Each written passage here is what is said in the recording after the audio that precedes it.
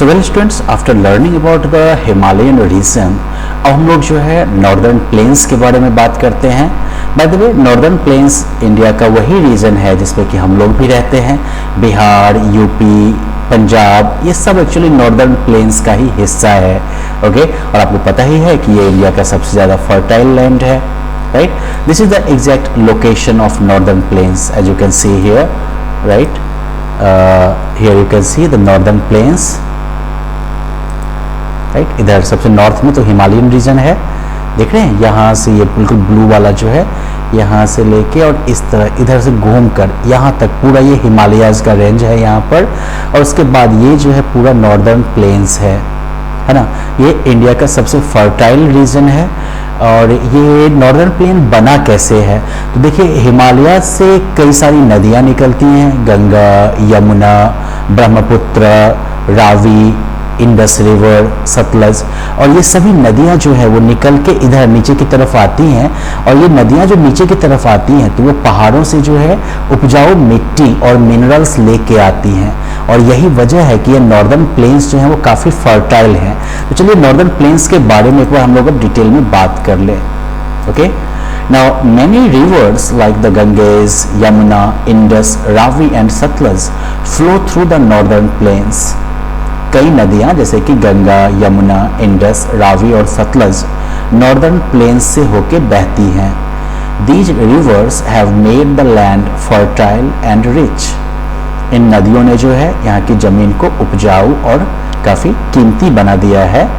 Many crops are grown here. यहाँ पर कई फसलें जो हैं वो उगाई जाती हैं। Therefore this region is densely populated. इसी वजह से ये जो नॉर्दर्न प्लेन्स का रीजन है ये काफ़ी घनी आबादी वाला क्षेत्र है। यहाँ पर काफ़ी ज़्यादा जनसंख्या है। Amritsar, Ludhiana, Agra, Delhi, Kanpur and Kolkata are some of the main industrial cities in this region. Amritsar, Ludhiana, Agra, Delhi, Kanpur और कोलकाता, ये इस क्षेत्र के कुछ प्रमुख औद्योगिक शहर हैं, इंडस्ट्रियल सिटीज़ हैं, यानी कि यहाँ पर फैक्ट्रीज वगैरह मिलेंगी आपको। और आपको पता होगा one of the 7 wonders of the modern world is situated in Agra. आधुनिक दुनिया के 7 आश्चर्य में से एक जो है वो आगरा में ही लोकेटेड है। कौन सा है वो monument? Can you guess it? That's Taj Mahal. Anyway, so like when we are after talking about northern plains, एक चीज़ और जानना जरूरी है।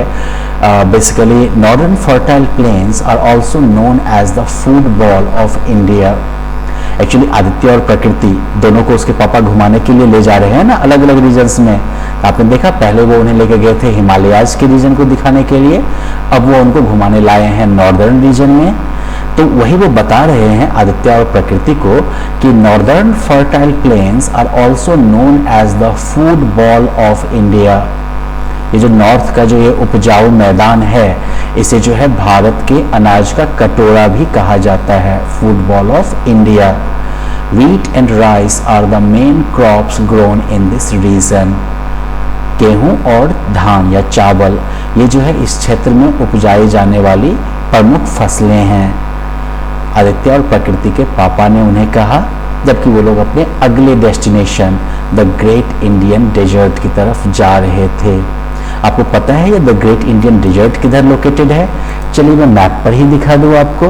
जैसा कि आप मैप पे देख रहे होंगे, इस नॉर्दर्न प्लेन से घूमते हुए अब आदित्य, प्रकृति और उनके पापा कहाँ जा रहे हैं?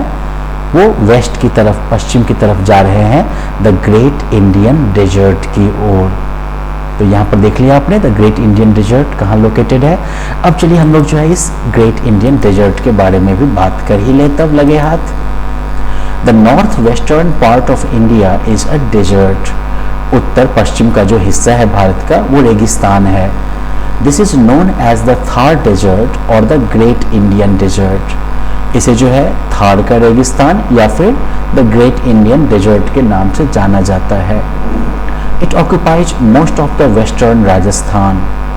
पश्चिमी राजस्थान का ज़्यादातर हिस्सा जो है वो इसी में आ जाता है। This part does not receive much rainfall through out the year. ये जो हिस्सा है इसमें साल भर ज़्यादा बारिश नहीं होती है। The climate here is very hot and dry. यहाँ की जलवायु जो है वो काफ़ी गर्म और सूखी हुई है क्योंकि बारिश नहीं होती ना।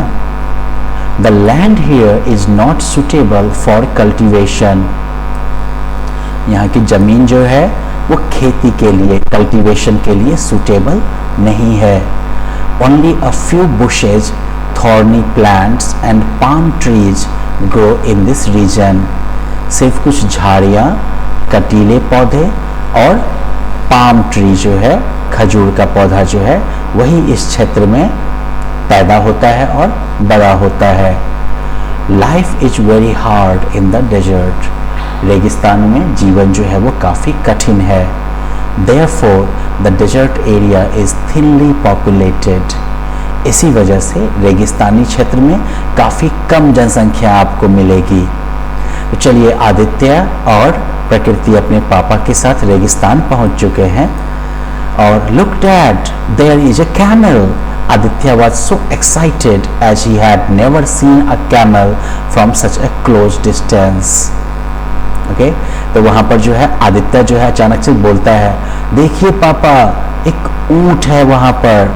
आदित्य इतना एक्साइटेड हो गया क्योंकि उसने इतने पास से कभी जीवन में ऊँट को देखा नहीं था। फादर स्माइल्ड एंड सेड, पापा मुस्कुराए और उन्होंने कहा, Camels are found in deserts as they cannot go without food or water for many days. ऊँट जो है वो रेगिस्तान में पाए जाते हैं क्योंकि वो बिना खाने और पानी के कई दिनों तक रह सकते हैं। The camel is known as the ship of the desert. Camel को यानी कि ऊँट को जो है रेगिस्तान का जहाज भी कहा जाता है।